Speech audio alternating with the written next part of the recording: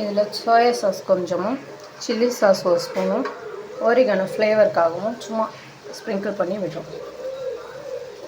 Just இது ஃப்ளேவருக்காக தான் ஆட் பண்ணுறோம். நீங்கள் வேணாம்னு நினச்சிங்கன்னா ஸ்கிப் பண்ணிக்கலாம்.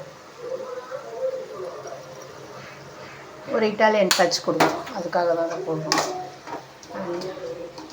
இது வந்து பாதி குக் ஆகிருக்கு. இப்போ காய்கறி பார்க்கறதுக்கே வந்து கலர்ஃபுல்லாக நல்லா தெரியும்.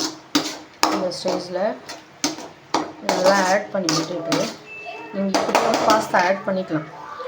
அது ஒரு டேஸ்ட்டில் இருக்கும்.